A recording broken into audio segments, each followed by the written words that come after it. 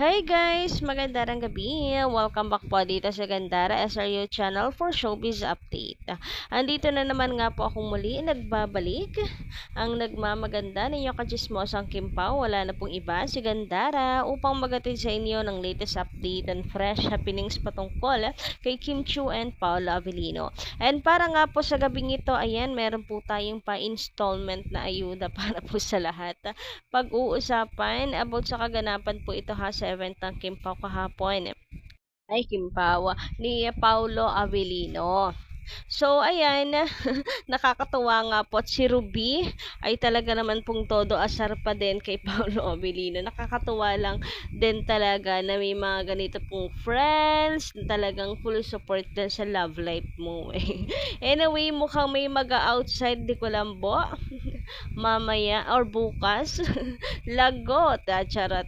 Pero bago yan, sa mga di pa po nakaka-subscribe dito sa ating channel, maaari lamang na pindutin po ninyo ang subscribe button at notification bell na nandiyan sa baba para mag-updated po kayo at ma-notify tuwi bago po tayong chika at balita hinggil sa Kimpaw. Basta po mga balita na may kinalaman kina Kim Chiu and Paolo Avellino, sagot na nga po natin yan. And eto na nga, wag na po nating patagalin, papanoorin nga muna natin itong video na to. Pamilya ni Sir Paolo Avellino, who graced us with his presence tonight, and also he's going to be here tomorrow with another Kim Chiu. So to all the Kim Pao fans out there, abangan niyo po sila because this is really a big festival here in Balamban. Maraming salamat po, Mayor, for making it happen. Yes, thank you so much. I think kilig na kilig ng mga candidates natin. Yes, except for one candidate. Sino yun? Si Secret. Mamaya mag-uusap kayo. Bahala kayo dyan. Alright. So, ayan guys, mainit ang pinag-uusapan until now sa social media. I don't think mamamatay po agad ito. Imposible. Talagang pag-uusapan to ng mga fans hanggang next week pa yan, sure. Ang kulit kasi nitong si Ruby. So, pag-usapan nga natin yung sinabi niya na si Secret daw. Ayan, ay mukhang mag-uusap daw. Bahala daw yung dalawa mag-usap mamaya. So, yung iba pong fans, lilinawin lang po natin. Yung iba pong fans, akala si Kim and Pao, yung tinutukoy dito ni Ruby, na mag-uusap. Kasi paniguradong naamoy ni Ruby na paktay tayo dyan. Nangangamoy. Pero hindi po si Kim and Paolo. Kasi 'di ba yung candidate nung tinanong ko may jowa ay meron, pero nung tinanong ko sila ay secret daw. So kaya siya secret. So meaning kung may mag-uusap man, si yung yung contestant and yung secret boyfriend niya. Kasi si Ateng ay kilig na kilig kay Paolo Avellino. Mukhang magpapaliwanag si Ate Girl sa kanyang secret na jowa Bells. Kilig na kilig kasi siya kay Paolo Avellino. So ayun, hindi po si Paolo ang magpapaliwanag, hindi po silang dalawa ni Kim ang mag-uusap. Pero pwede rin naman, 'di ba? Na lang tayo, nililigaw ni Ruby. Pero hindi. Charot lang. Wala naman kasing dapat. Napaka-matured po ni Kim Chiu. But anyway, ang cute pa din. Alam mo kung bakit yung mga fans ganito na kunwari ay, uy, yari ka sa misis mo, Paolo, mga ganito ganyan. May kasi, dagdag flavor yan sa relationship Parang masaya din nga siyang pag-usapan. Dagdag flavor yan sa relationship. Ang cute lang din pati siya pag-usapan, knowing na kapag ganyan level talagang malalim na yung relationship. Pero guys, proper lang naman yung ginawa ni Paolo bilang pagbibigay respect. Ganoon naman tayo, di ba, kulturang Pilipino. Ewan ko bakit yung iba binibigyan ng mali siya yung pagkisahan. Di ba yun yung pagbibigay po yan ng respect? Kahit ka po sa matatanda kiss sa hand. Di ba? Sa noo, respect siya. Pagbibigay respeto. But, lalo naman siguro kung tititigil lang ni Paolo or yung dalaga. So, yung mga candidate, na-call out naman si Paolo Avellino na hindi marunong mag-perform sa mga gantong event. Pero guys, kung nanood po talaga kayo, talagang ano, lakas po mang-asar nitong si Ruby. Alam niyo yung pakunwaring may ibubulkar, ganto ganyan. And yung mga ganyan, isa lang ibig sabihin, mayroong nalalaman. Ano kayo nararamdaman ni Paolo Avellino? Kabado, baka biglang tuluyan ni Ruby. Ang cute nga eh. Pero sure natatawa na lang si Paolo Avellino kay ano, kay Ruby, lalo na yung mga padulas-dulas niyang ganyan sa kanyang pangungulit.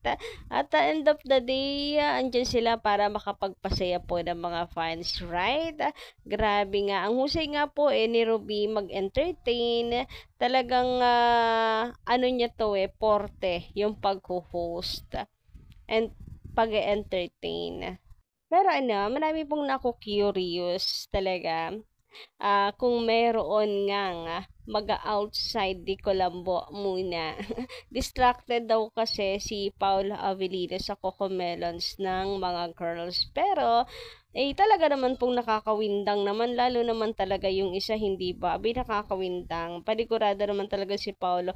Ay, ano niyan, distract kasi syempre hindi naman siya katulad ng iba na ano napaka-conservative. Kumbaga parang hindi ito nadidistract dahil namumuso-muso yung kanyang mga mata. Hindi ganun, ha? Masyado kayong mga malisyoso. Si Paula Avellino, kaya siya nadidistract kasi parang siya yung nahihiya. Nahihiya para sa girl. Ganon. And if you are have that much respect to a girl, abay madidistract ka talaga na parang sobrang naiilang ka, ganoon. Basta, gets nyo na yun. Samantala, sabi naman dito ni Madam Aida Dayawon, ang sweet talaga ng Kim Pao, nakakakilig. Parang sila na, private but not secret. They let the public witness their sweetness on and off screen. Yan din napapansin ko. Napabayaan na nila Kim. Walang walang pag-iingat. Walang pag-iingat sa kanila na bahala sila. Makita nila o hindi. Ano man, what you see is what you get. Ganun talaga. Hinahayaan lang nila ma-witness ng public yung sweetness nila. Walang pagtatago, walang pag-aalangan, walang pag-iingat. Meaning, hindi nila tinatago yan. They are just private na gusto lang nilang i-isolate yung relationship nila from a toxic people. Ganun lang. Kaya, mas konti yung isinishare about sa relationship, mas safe, 'di ba? Sa mga mga toxic people.